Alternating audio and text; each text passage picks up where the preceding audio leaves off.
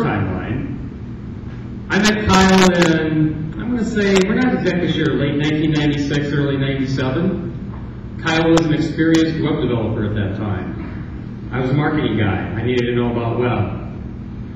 And Kyle taught me about web. Shortly thereafter, a couple of years later, Kyle and I actually came to the Indiana version of this conference. So in 1999, Kyle and I co-presented a Best of Track winner in Indiana. So he's been in this higher education thing before. Then Kyle graduated from college. He got away from me, and he went on to work at Fox in LA. Do we have anybody that was a really hardcore X-Files fan here? That's the same Kyle Ford that was famous the last year of the X-Files, that redeveloped the X-Files site. Kyle worked at Fox. I have to tell you too, when Kyle was actually a writer and a designer, besides being a code guy, and he definitely was a video guy. And that experience he took through to Fox. Fox was doing some early, website-only video stuff, and Kyle was doing that work on the side for Fox. Kyle then went to Yahoo as an entertainment editor and some other things there. Once again, working in video and some of those things. And then he's been at Ning for about 3 years as a product manager. And now, I'm trying to remember the exact title, something marketing product manager or something like that, director of product management. My last little anecdote to tell you is Kyle's always been kind of an interesting guy. He's definitely a Mac guy, but he can work on PCs, so he kind of crosses over. The other thing I have to tell you is he's spent some quality time with Cindy Crawford, as well as spending some hotel time with Burt Reynolds, and you can ask him about those things later. Help me welcome Kyle Ford.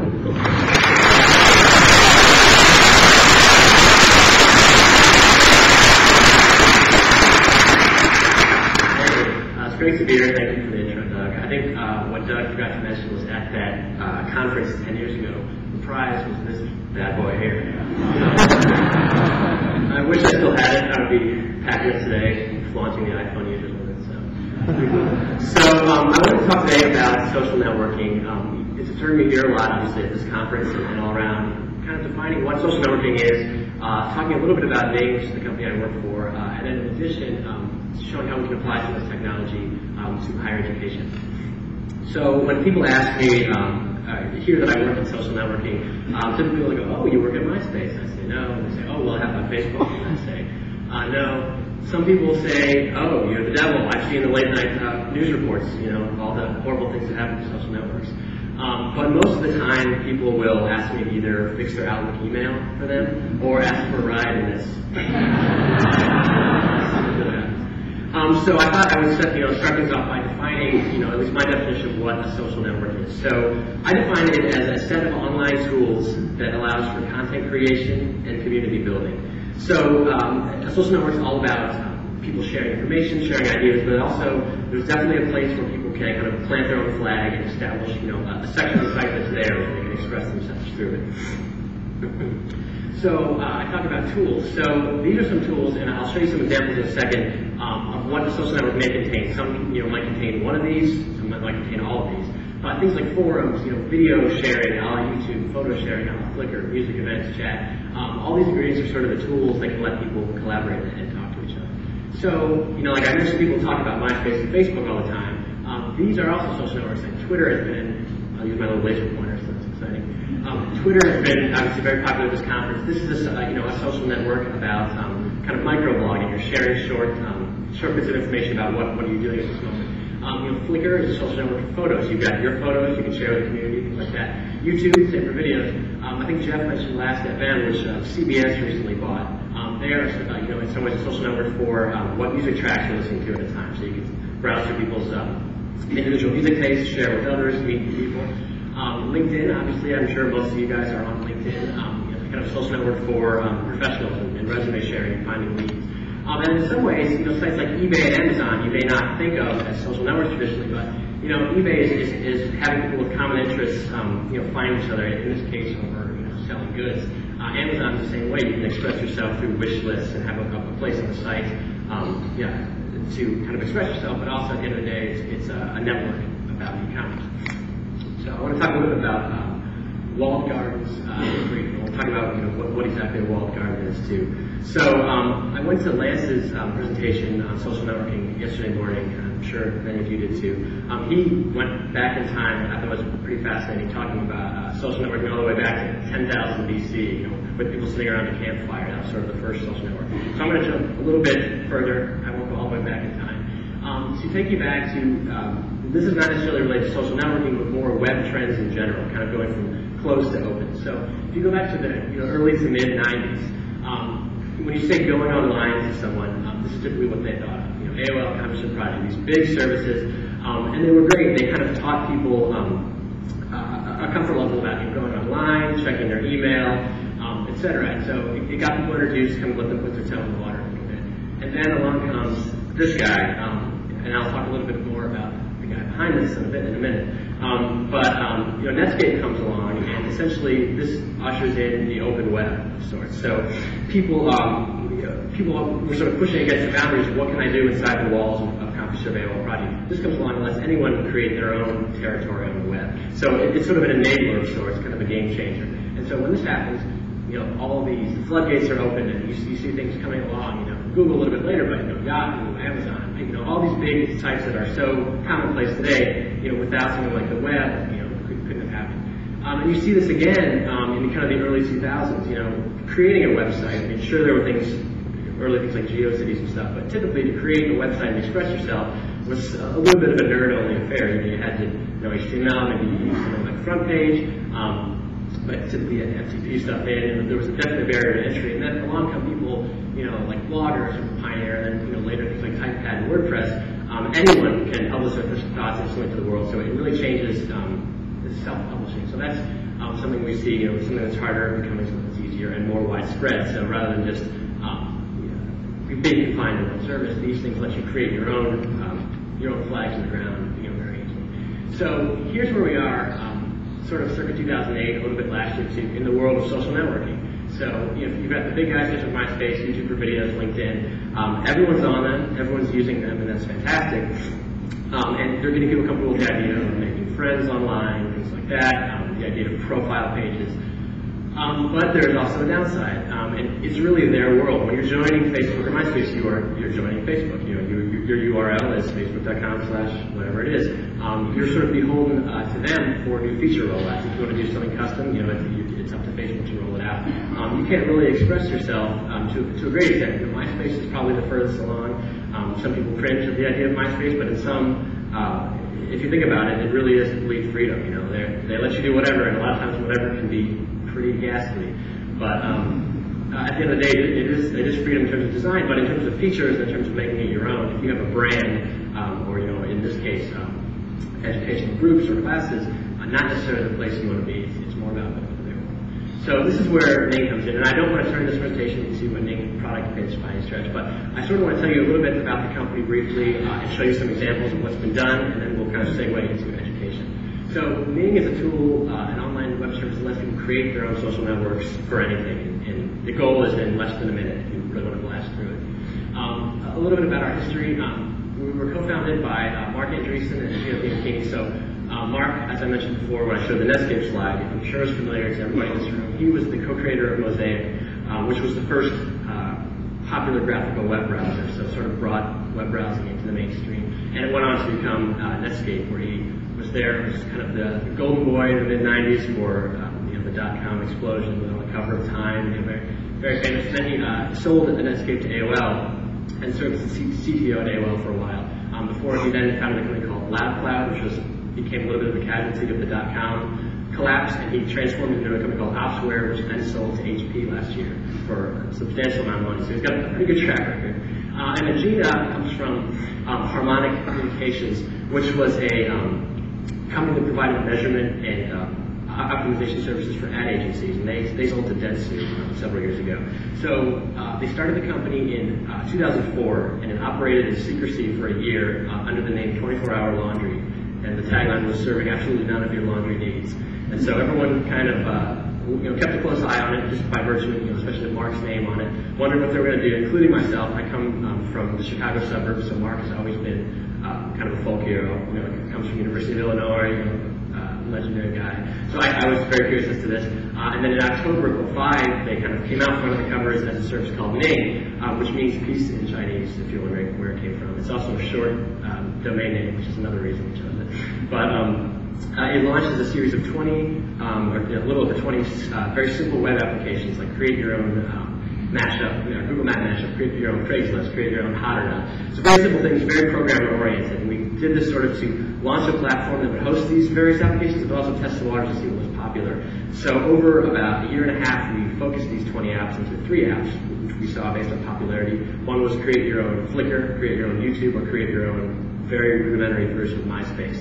And then after that, condensed them down into one product, which was sort of the goal from the beginning, which was to offer one product. And I sort of use a lunch tray analogy, which is we give you a blank lunch tray, you scoop the ingredients you want on. I want this network to have videos and photos and whatever I want. So we launched that product in February of 2007. It's called Your Own Social Network for Anything. And since then, it's really been sort of a rocket ship that seems to have kind of hit a nerve as to what people are looking for. So we just passed 500,000 social networks living on the platform last week, and a new one is created every 30 seconds. So it's accelerating pretty rapidly. And so this is caused Gina to start describing us as the largest social network you've never heard of. Largely because we are not about the Ning brand. We're about kind of suppressing our brand. The person that creates the network, it's their brand. They may pay to remove traces of Ning, and it's all about them. So a lot of our large networks, which I'll show you quickly, people join, they have no idea they're joining Ning, and that's okay with us. So we're sort of powering in the background. So I thought really quickly I would show you exactly what it means to set up a network, and this will apply to, hopefully, when I get into the classroom section, how quickly this process can be done to do that. So you would go to Ning.com, you name your network, and you pick an address for it. By default, it's whatever name.ning.com, and you can pay actually to domain map it, so it can be completely sort of white labeled on your domain. You can set it to public or private. We'll talk about the benefits of private in a second. Fill out some information. One interesting thing is that it can be localized into a little over 20 languages, and we're adding more now. So with one pull down, it can be created in any language in the world. You drag features in, just a little Ajax drag and drop here, like I mentioned, sort of like the lunch tray, photos, videos, add them in. And then you can pick a theme to get going. I think we have over 50 themes. You can style a little bit here with kind of a WYSIWYG thing, or if you know CSS, you can go in and completely rewrite any of the sites you go in. It's not only visual CSS, but functional too. The structure is all CSS. You can rearrange things, etc. And you can do all this later too. So, and anytime if you click launch, you're up and running. So the goal is that my grandmother's bridge club could have a bridge site in a minute. She doesn't want to fool with all these settings. She just hits launch and that's it. So let's say I've done it and I've launched a Chicago skydiving site for skydiving enthusiasts. So there you go. So those are the only steps required. I don't have a slide to show you for this, but we also by default, and this kind of ties into what Lance was talking about a little bit yesterday, tying all these various social networking properties together. By default, we have badges and widgets and Facebook apps for this. So if you have a Facebook presence or a MySpace presence, you can cross-link very easily with all this stuff. We provide all the links for you. So we're very much not about telling people, abandon your Facebook, abandon your other presences, but certainly about tying them together. And ideally making this the hub, because it can be completely under your own brand. So this is my sweet clip art examples here. So I think this is what makes the platform sort of interesting. Like I showed you, the point and click method, this is the average person who comes. They want to get something going quickly. They want to use the default template. That's fine. They can do it and they're up and running. This is the guy that maybe took a couple front page classes 10 years ago in college or something. He knows enough to be dangerous. He maybe knows CSS. This could also be a standard designer. They can go in, they can really skim the site, change it to how they want to do it. And then this is what makes it, I think, interesting more than some of these one-size-fits-all services. You can actually what we call decentralizing. If you're a PHP developer, you can access the source code of the entire product. We'll give it to you. At that point, you're sort of on your own train. You're off of the main updates. But you can go ahead and completely change the logic, rewrite the whole application, and it'll just run on top of our platform. So a few examples. This is our friend 50 Cent. These are just examples I'm going to show you kind of a cross-section very quickly of what people have done with this technology. So 50 Cent launched a network called This Is 50. I think he has, coming up on 400,000 members, over 300,000. Very quickly, he uses it to get all his various info about his album and stuff, and who shot who and various drive-bys. I'm not even kidding. T.I., another hip-hop artist, we've been very big in the hip-hop community. You may know this young lady.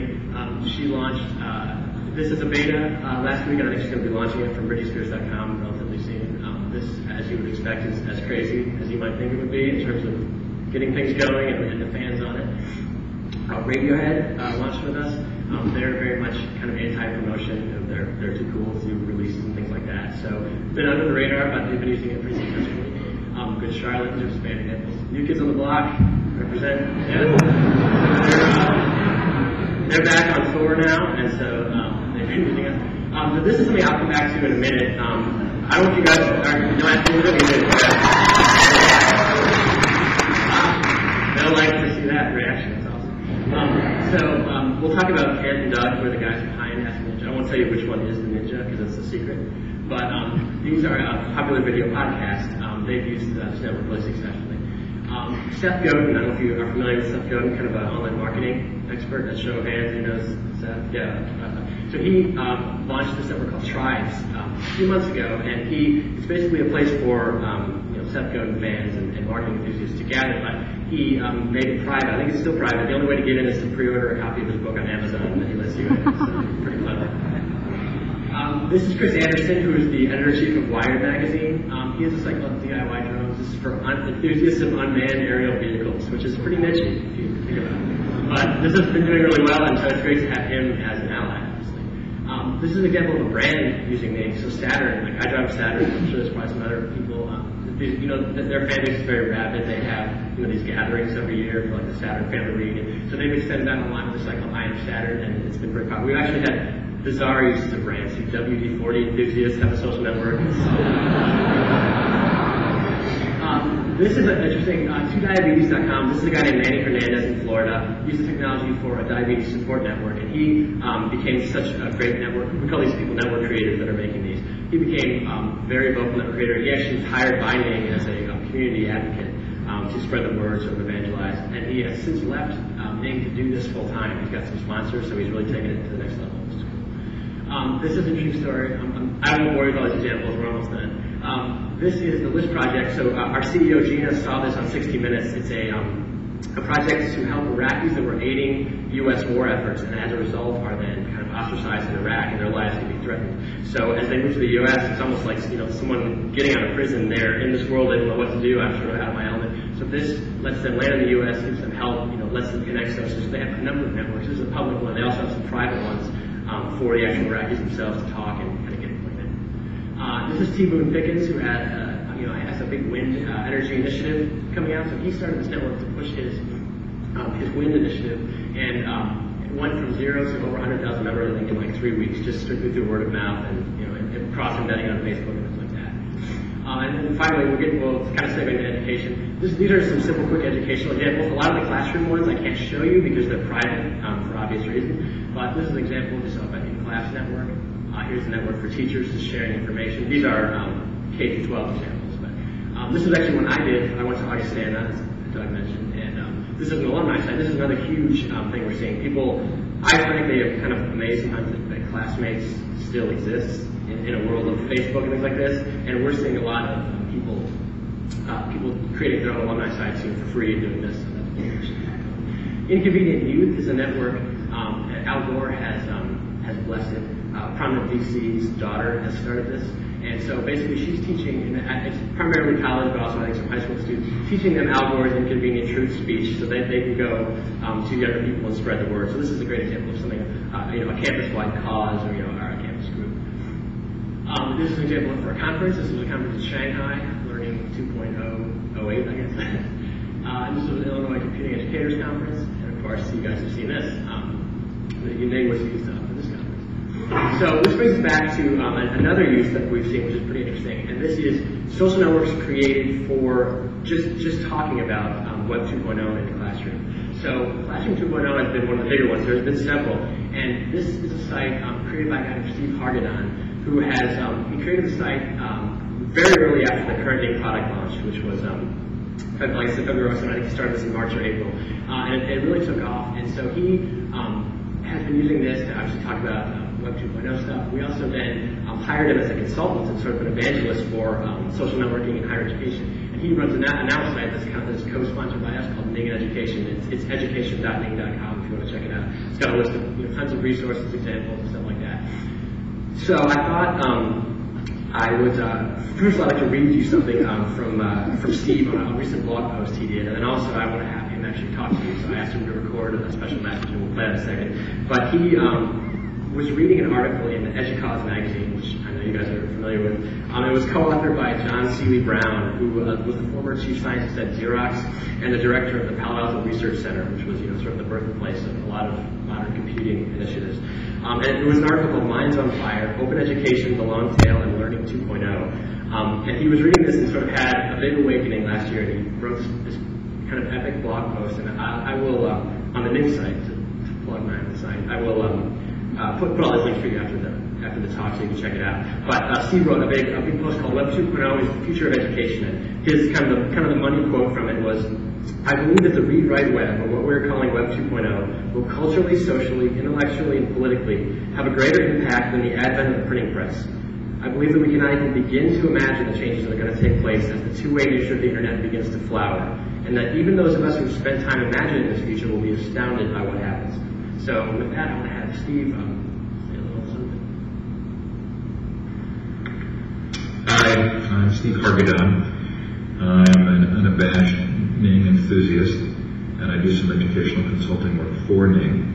I'm also the director of the K-12 Open Technologies Initiative from COSA.org, and I'm the founder of a Ning network called Classroom 2.0. Classroom 2.0 was started in March of 2007, and I started it because I've been speaking at different educational conferences with educational bloggers who were very anxious for the regular educators to get a taste of the transformative learning experiences that they were having using the tools of Web 2.0, in particular blogging. But the difficulty was that message largely centered around the need to learn how to blog and then to blog to what they call the empty room for as long as, say, 9 months, to blog without an audience until people began to discover you. And that the combination of the self-reflection that would take place in the building of that blog and then having an audience would become transformative. And when I would ask audiences how many educators were actually blogging, in an audience of 100, maybe 3 would raise their hands. It seemed like that was just too much work to ask of educators to go through, especially educators who were already busy.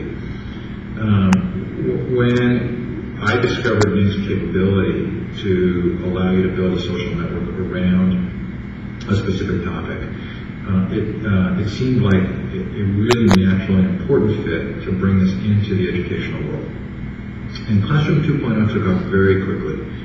Currently it has something over 11,000 members, and it was clear very early on that it was going to grow quickly. I don't know that we knew it would grow to this size, and I know that 11,000 members is not necessarily a huge network, but it's a lot of educators to have gathered around a single small topic, the topic of the use of Web 2.0 in education. And I think it points to some really significant opportunities for using social networking in education. Cool. So Steve talked about some transformative educational experiences, so I wanted to talk a little bit about that. First, by talking about sort of the networking part of the term social networking and some of the technological aspects of it. So these are some things that you could do with a classroom social network, and we'll go into some more in a bit. But file sharing is an obvious one. So to distribute campus assignments, material, two-way, both distribution and receiving them. This could also help. We see a lot of campuses trying to promote green initiatives. This can help in terms of eliminating things like paper or CDs and discs and stuff. Just for simple back and forth to kind of make things more efficient this way. Multimedia is obviously a huge one. The advent of YouTube has effectively made Flash video almost what's expected now on a site in terms of being able to easily embed, distribute content that way. To be able to share photos and videos and audio in 2 ways instantly is kind of groundbreaking when you think about it. It also helps students if you want to have assignments where they submit multimedia multimedia stuff as the deliverable, it makes it incredibly easy. I think back, I was at Augustana, I took a video art class where the deliverable was high tape at the end of the day. So like for the teacher to have to lug a whole box of those down to the lab and pop it in some specialized player, the thought of just firing up the browser and watching them via a flash player is pretty cool. Language immersion, I think, is a pretty interesting thing. I showed you the pull-down language selection when you were setting up a network. This is great for a foreign language class where you set up a network in that foreign language and then force people to interact that way. So you could, I guess it's something like this too. You could also invite foreign students from those countries to join the network and kind of test them, almost like going to Spain and just being immersed there and jumping in the deep end. You have to speak it or survive. So conduct the class in that language.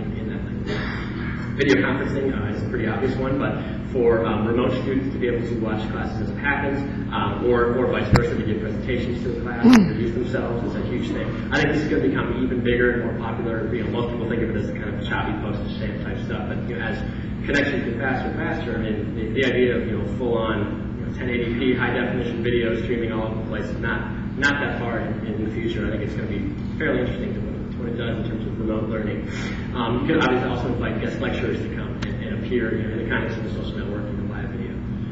Social notes, this is really interesting that I hadn't thought of, but I came across, are you guys familiar with Michael Wesch from Kansas State University? Anybody know? He basically has done a series of kind of Web 2.0 oriented videos detailing the social web and what this technology means. Had some great popularity on it, but his general idea that he tried in this class is that students can share, they don't take notes on paper. He requires them to all take notes on a classroom wiki that he's set up. So they're taking notes in real time, back and forth between each other, often augmenting them with photos and videos and links, and often challenging the professor's assertions right there and saying, well, he's wrong, and here's the Wikipedia link that disproves it, that kind of stuff. So it's interesting in that it's social note-taking. They're seeing what others are talking about, but also at the end of the day, the professor can then go look back and see what were my students absorbing, what worked and what didn't. So it's a pretty interesting tool for that. So this leads me to sort of my favorite part, which is the social and educational parts of social networking. So this is the two-way street part. So to talk about Michael Wesch again, he did a poll of his students in class where he asked them who doesn't like school, just flat out, and half the hands in the room went up. And then he said, who doesn't like learning? And none of the hands went up, which is pretty telling. And I think it's because people tend to fall into a pattern, especially in large settings, like something like this room, where education has become sort of an information dump. From like the speaker or the teacher up on high to the students who are sitting passively and writing their information down. And it's not the fault of the educator. It's the fault of the setting. And a lot of schools are not going to have 10-person classes. They just can't logistically. But you've never been able to have that sort of small group interaction in a setting like this. It's been impossible. So students often kind of get into the habit of sitting there and sort of being passive, and when they go to a smaller class, often they'll take that behavior back with them, which is unfortunate. It's kind of a vicious cycle. So John Stevens Brown, who I also mentioned before, he noted that we need to stop thinking of education as a substance that we transfer and more of a dialogue or a social view of learning. So these are sort of his points. The old way, I guess, of transmitting information is I think, therefore I am, access to information and learning about. Whereas the new model is we participate, therefore we are. Access to people turns into learning to be. And so these second ones, which I've highlighted in red, sort of blew my mind, blew Steve Hagedorn's mind for sure, and also has sort of blown my mind. But it's a really simple but kind of a profound thing to note. So there's always a place for rote memorization and transmission of knowledge. There's always going to be a place. I'm certainly not advocating that be eliminated by any stretch. But it's also a bit crazy to rely strictly on that in a world where everyone's sitting like in the audience here with laptops, and they can essentially get all of human knowledge, a Google search away. So that technology is there. It's sort of the elephant in the room. You can challenge the professor saying you can get access to that right there. So something needs to change, and it hasn't been changing as rapidly as some people have hoped. So I was talking about this to my wife, who was a teacher, high school teacher, and she said, "Oh, that's just like a calculator." And I was like, "What are you talking about?" And so, basically it's like a calculator comes on the scene and it sort of levels the playing field for basic math skills, right? I mean, it's essentially you still understand the basics initially of adding, subtracting, dividing, things like that. But once it's there, it's sort of silly not to use it every day. You're just making things harder. You're almost becoming a stickler, like an old-fashioned contrarian. I'm just going to do everything by hand. It's there. It's silly not to use it. But so it's not about the tool. I mean, this is similar to unlimited access to info. The tools are there. It's what you do with the tools, where you take things from there. So what I'm proposing is that we need to build better soldiers in terms of creating students that do something different with this information. So they're not just passively accepting it. They can get the information whenever they want. It's what they do because they need to synthesize it and remix it and you take it to the next level. It's like everything's out there. It's a matter of how do you stay adrift in this sea of information. I mean, sort of like what Jeff Bean was talking about yesterday. There's so much out there. How do we take this data, slice it into meaningful ways? So we need to make students that are fully prepared for this world. And this is not just in the classroom. Our world at large, which I'll talk about in a bit, is becoming this way. It's almost drowning in information. How do you slice through it? We need to make this behavior, this analytical behavior, second nature to them.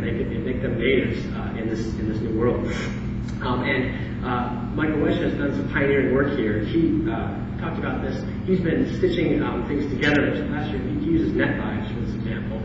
But this is the wiki I talked about where he updates class notes. He's just pulling in feeds and services all around the web. He's got a blogger thing in here. So and then this is the class notes I talked about where people are collaboratively taking notes. So I see something like this and I'm like, hey, this is like pretty much what we do at Bing. Maybe you've heard of Bing by now, but this is a perfect example of something like this. So this is very exciting to see that he's breaking new ground. And I would assume and hopefully I'll drop him an email, but that he'll move to a service that can consolidate the stuff a little bit better. So kind of to sum up, here's what 1.0, they're all bored and sad, and they're very happy they're outside in the field for what 2.0. So very collaborative. So talk about big is the new small. So this I think is where this new social media can really shine in the educational setting. So we now have the technology, and we'll go into this in a second, of how to scale these small classroom, 10-person, very active discussion group into a lecture hall, kind of augmented by this new technology, which is to me pretty exciting.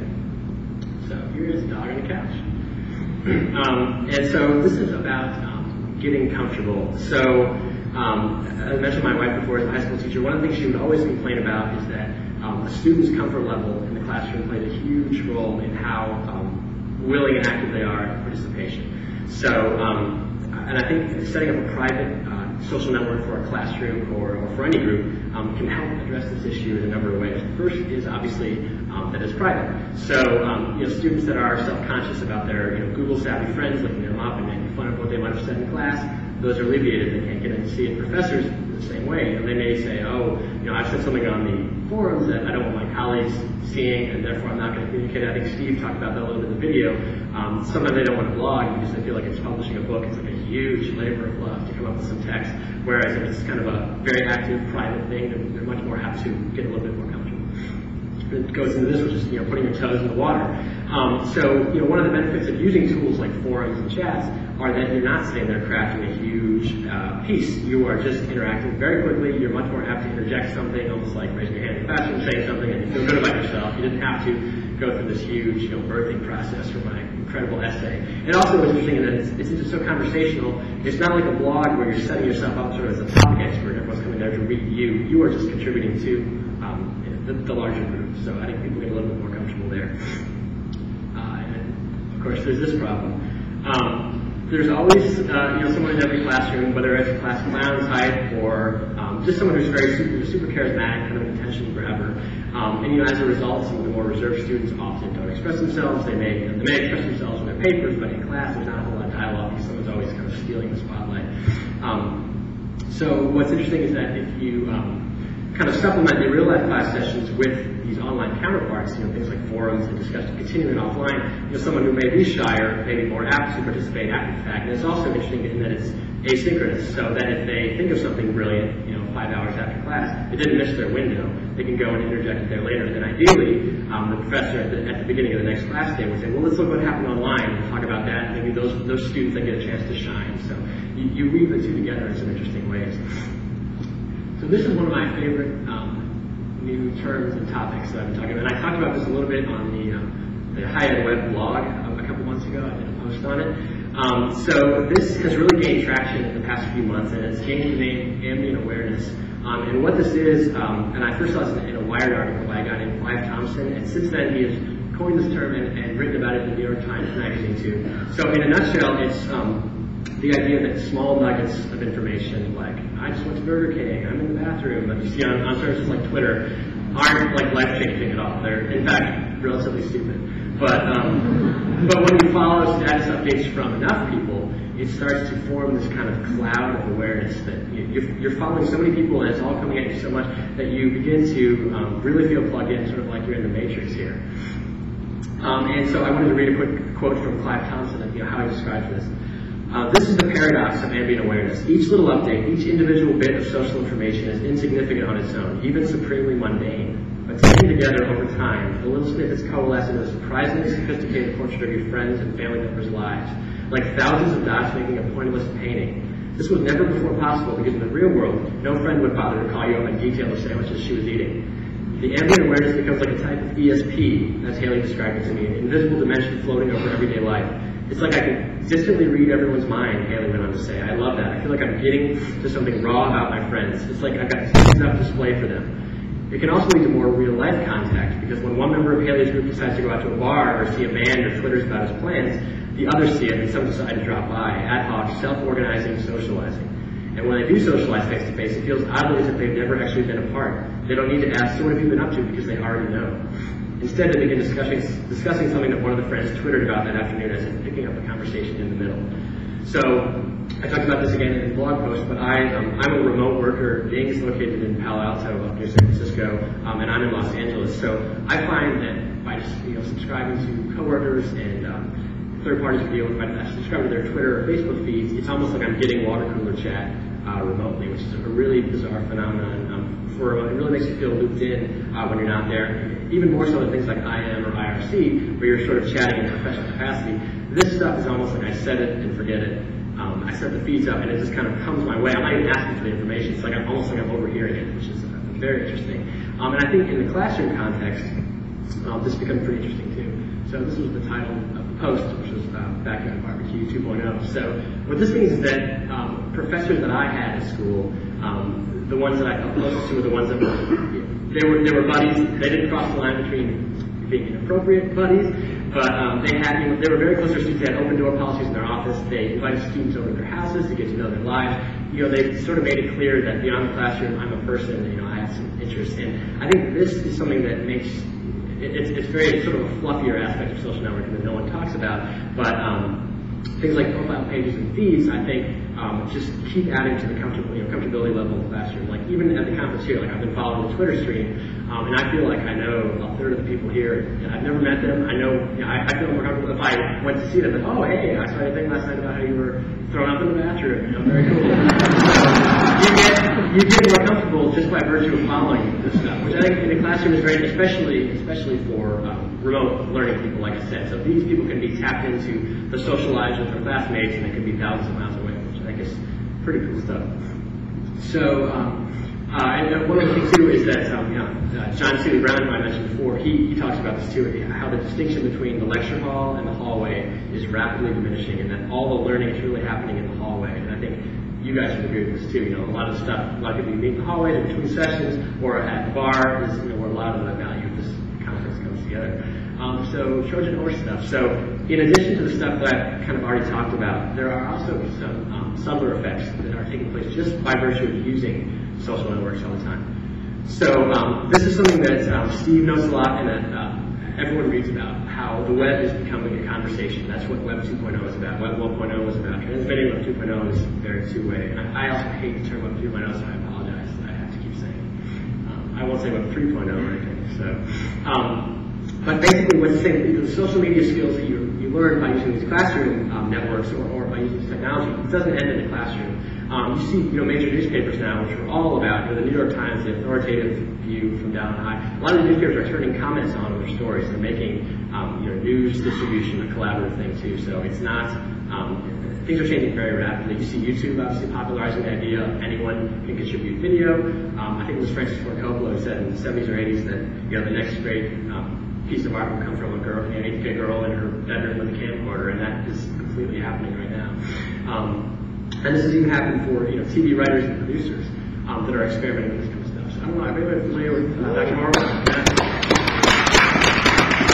So Joss Whedon, who was the creator, the guy behind shows like Buffy the Vampire Slayer and Angel and Firefly, and in the new show called Dollhouse, which I was still at Fox, I'm plugged with an air date, but I'm not, so I won't. It comes out in spring. But there was a recent writer's strike, which was why all your shows are crappy now. There was a writer's strike a while ago, and so during the downtime between shows, he decided to film a web series to fill the time. So he brought Nathan Fillion and Doogie Howser himself, Patrick Harris, and he shot this series. It was a pretty big hit online. But what's interesting is the team was extremely involved back and forth with the fan base. They were twittering about it constantly. They even let the show's about heroes and villains. They made up some villains in the show. They also have opened it up to the fans to submit their own villains via video, and then they may appear on DVDs potentially in future episodes. So very interactive kind of show. And what's really interesting is that even the business model is interactive. There's no network distributing this and eating the cost of it, or offsetting with advertising. They have to establish a one-by-one relationship with each of their viewers, get them hooked, and have them directly pay for the show. So it's pretty interesting stuff. I think we're going to see a lot more of this. So to bring it back to Ask a Ninja, so Kent and Doug are two guys from LA that started the show Ask a Ninja. Basically, the show couldn't exist without collaboration. So they take questions, what does Ninja do in such and such situation, and the Ninja responds with the video. That's the whole concept of the show. But they have built a fan base all through this grassroots effort, so much so that the career has just gone to the next level now. They just got hired to rewrite the Attack of the Killer Tomatoes remake, big studio remake. So they're gonna be too cool for everyone now. So that's pretty good. But they've had this network that they started I think last year, and it's been phenomenally successful for them. So, using this technology while you're still in school, I think it gives students and faculty members as well sort of an internship in this kind of real-world web participation. Teaching them how to interact and what works and what doesn't work. And I think it's going to be pretty valuable in their everyday lives, even as companies start introducing this kind of technology on corporate intranets too. I mean, it's all sort of training for this. And I think this is something Lance touched on too in his presentation yesterday. The idea of who do you assign social network duties to? In the case of a classroom, it could be the teacher or the professor. But what we're seeing at Maine, when a lot of people come to us and say, I want to set up a social network, but who's going to run it? We're seeing that the job of the future is really community manager. It's a job that has not existed to date. I mean, in some ways it has, but it's really becoming bigger and bigger, and it's extremely important. People want to, I want to take my brand or my show or whatever, I want to have someone run it, and these people become often huge celebrities within their community. Like, for example, Frank Spotness, who was a guy that I worked with on the X-Files, he executive producer of the show. He started a network for his production company. It's called Big Light. And he brought a girl named Allison who lives in Nashville as his community manager, and she has become a celebrity on the site. Everyone goes to her as if she's an authoritative source, and it's great. And she keeps everything going. People trust her, and so I think using this stuff in the classroom can also be training people for that career, which I think is going to be something explosive in the next 10 years. And here's accountability, which is a huge, huge issue. So Jeff talked about this a little bit in his presentation on how comfort level between generations in terms of what you're sharing is radically different. Some people are like, everything's private until I make something public, and then a lot of teenagers, everything's public until I make it private. And that's completely true. I think there's also some education boundaries that obviously need to be set as to what should be public, and also how permanent some of this stuff can be. So I think everyone has seen this. No matter how big the person is, there's always some incriminating MySpace photo of them wasted or doing who knows what on their page. My cousins have the same thing. I searched through their Facebook profiles, and it's terrifying. And literally like clockwork, every few weeks or months, someone I went to school with will frantically IM me and say, "Oh no, I'm a teacher, and my parents' students are very savvy. They're looking me up, and I don't know what they're going to find. How can they hide this from Google? They're all terrified." And I'm like, well, maybe you shouldn't have put up in the first place. So I think what this is, it's partially, obviously, a judgment call as to what you're doing, but I think it's also, there's a lack of education as to what the long-term repercussions are. People get very excited and comfortable with the technology, they like to share it, and that's great, but there needs to be a little bit of education, and we can talk about that in a second. So, one of the ways that I think is interesting,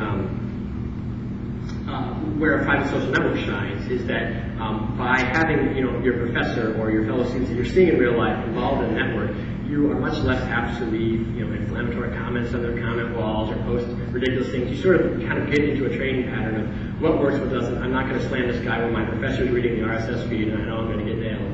The professor could also do kind of a scarlet letter approach, where if someone is sort of being an outcast, an outlaw, they could ban them from the network, and then they can't submit their assignments, and they can't follow what's going on. There could be real life repercussions. It's a pretty interesting social study, but I think just the act of using it every day, seeing what works, I think trains people as to what's appropriate and what's not. So I wanted to show you a little bit about how topical this stuff can be, as I'm sure you guys know in higher ed, but it really couldn't be more timely. I just saw a survey on careerbuilder.com that 22% of employers now are using social networks in the hiring process. And they're looking for things like information about alcohol or drug use, inappropriate photos, poor communication skills, which is another thing that I think using a network and seeing what works and what doesn't can help you. Just generally by doing it, people say the best way to become a good writer is to write. The best way to be savvy on social media sites is to use them.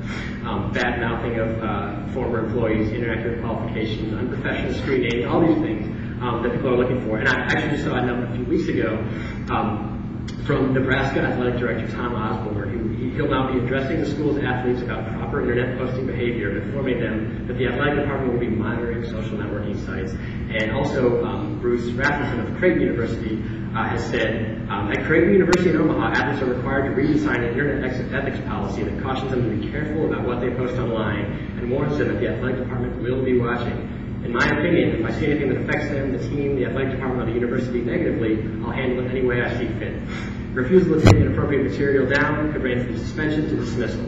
So you can see that this kind of stuff, it's certainly becoming much more serious. I think rather than do the scare tactics and ban the behavior altogether, I think it's a little bit smarter to not swim against the tide, but embrace it, but do it in a smart way and educate them about how to use it in the classroom and then how to use it going forward.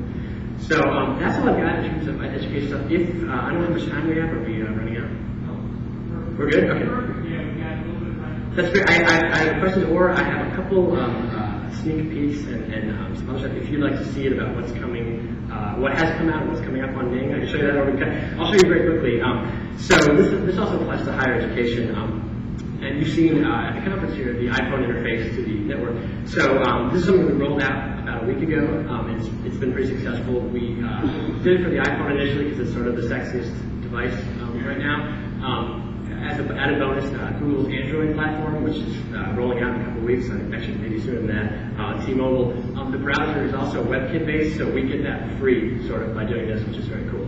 And then we'll also be rolling out to other devices. But I think what makes it interesting in the classroom setting is, like I talked about, the asynchronous communication. So having a classroom social network in your hand, it makes you a lot more engaged. If I think of something, oh cool, I can continue the discussion wherever I am. It's also, I think as you guys have seen, anyone who's been using the iPhone version, I, like a crack addict, will be checking and seeing what's going on at the conference, what's happening. I become a lot more engaged when it's with me all the time. So if I have 2 minutes, I would check it out. I think you become even more engaged in classroom discussions or what's going on if something's with you all the time.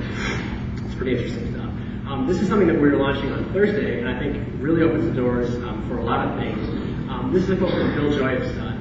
Most of the smart people in the world don't work for your company. So it's something that we've thought about Ning for a while. We talked about how people can decentralize their code and really kind of hack on their own social networks, do whatever. But we've been looking for a way for a while to let third-party developers write applications for Ning. So in the case of a classroom setting, you might have a campus intranet or some sort of proprietary system that you might want to integrate into a social network. But we obviously don't offer that as one of our drag and drop options. But using what we've decided to do is go with Google's Open Social. If you don't know what Open Social is, if you're familiar with Facebook apps, a lot of them are frivolous, like Poke Sheep or Throw a Ninja Star and someone, that kind of stuff. But essentially, they're applications that can tie into what Mark Zuckerberg calls your social graph. So applications that can talk to your friends, send invitations, do all sorts of different things. So we are going to be, Google's response was what's called Open Social, and it is basically a way for application developers to write an application once, and then anyone that adopts Open Social, that application will run within. So people that have adopted it so far have been MySpace, probably the biggest one, Hi-Fi, Orchid, lots of different containers on the web. So we'll be turning it on across the 500,000 networks on Thursday. And so I'll show you a little bit what it looks like. Basically, what we're trying to do is we'll certainly have some fun and frivolous applications, and that's great. People love those games. But also introduce some functionality that is missing currently from the Ning platform that can be addressed by third parties, things like file sharing. There's a service called Box.net that'll be doing one. This is a fun one. You can display items in your rental queue. But this opens the door for things like live video streaming, like I talked about, for discussion. Anything you can pretty much imagine you want kind of meshed into your social network, it will be able to be done. And these things also have their own full pages, and not just little modules like widgets. They can have a full page for more functionality. You can add a tab at the top. So I think in the classroom, people will be able to check internet stuff, be able to check their email, vote on presentations, all that kind of stuff. And it's also an opportunity for IT students or CS students to learn how to develop the social apps. As this stuff becomes more popular, you could actually say, develop an app that works with our classroom social network, and we'll put it in and put it together. So that's about it. So I want to open it to any questions.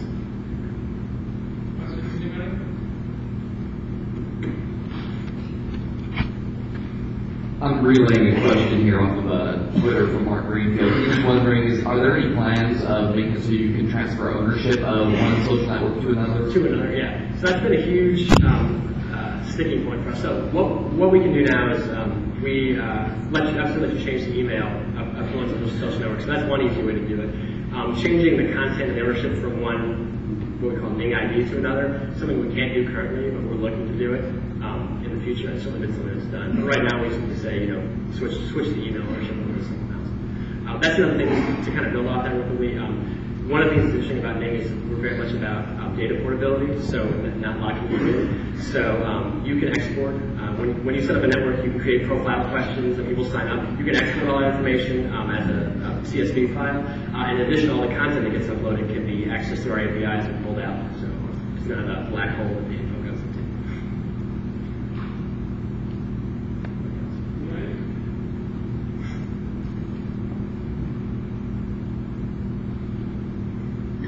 Thanks. Could you just elaborate on the public-private, how you would handle the classroom versus with the public? Yeah, just how they're set up. Essentially, yeah. So we have a number of different levels between. There's public. The whole network can be seen by everyone, and once someone wants to interact, like post a comment or add a video, at that point they register. That's what most large media brands do. There's public, where only the homepage can be seen, and to get even further in, you have to sign up. So that kind of encourages sign-ups if you want to do that. And then there's private, that everything's private until you join, but people can still join. And then there's completely locked down private, which requires invitations to join. So that's what we typically see in classrooms when we keep things safe. I'm going to repeat a question that I got from some of the professors at my university. Sure.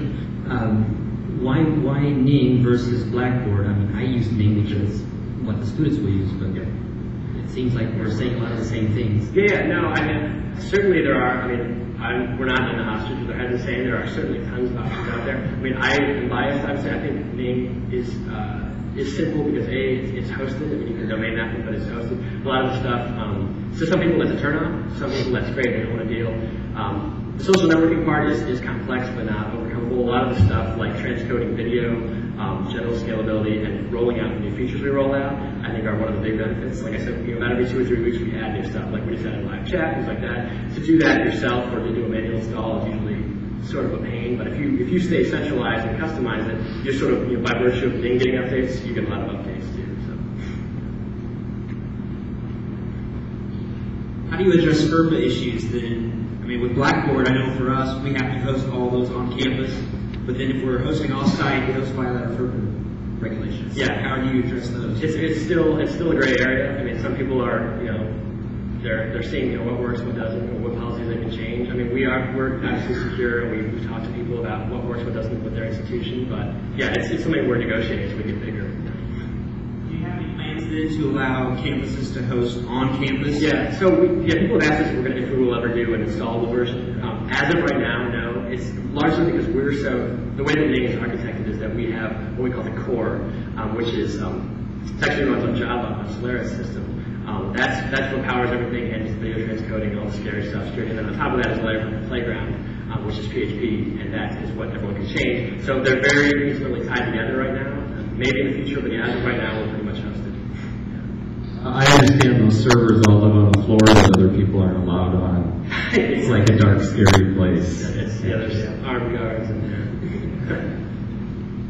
I was just curious if your APIs allowed you to pre-populate groups from, say, a student system? Yeah, so there are two-way APIs. I'm certainly not a developer that would speak in depth without looking like a fool to you, but yes, we have seen people that want to they'll create scripts that can do pre-population and stuff. But yeah, there are ways to do almost anything. It depends on your level of technical knowledge, obviously, but yeah.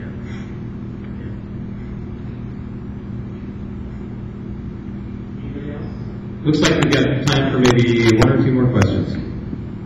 Kyle, what sort of analytics solutions does Ning have? Yeah. So initially we did our own very rudimentary analytics that were not great by any means. As we scaled, we realized that we wanted to put more effort into the features rather than into the analytics. So we may at some point add them, but right now we simply provide a place for you to paste in external tracking code. So we recommend, to sync it up with Jeff, Google Analytics as our primary source, but people have used stuff like I'm sure, all over the place. So we just kind of say, bring your analytics to the table. Let's put it in.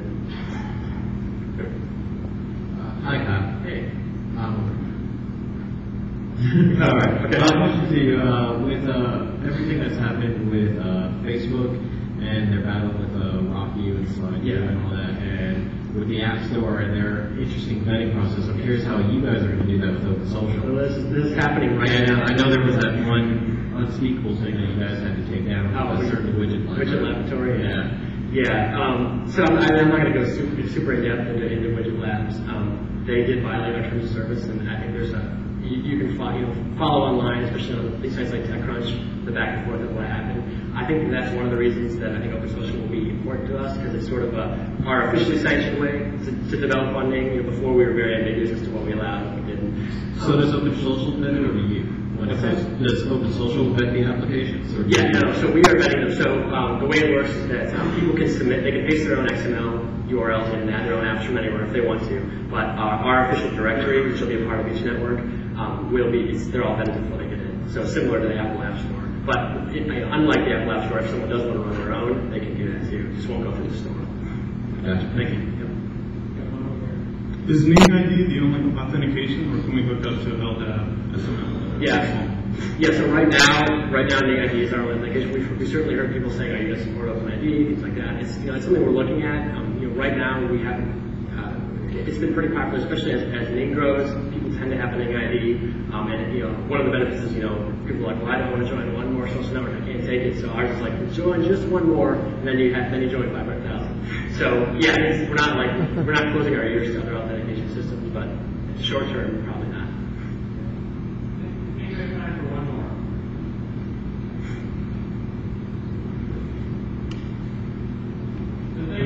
Thank you, guys.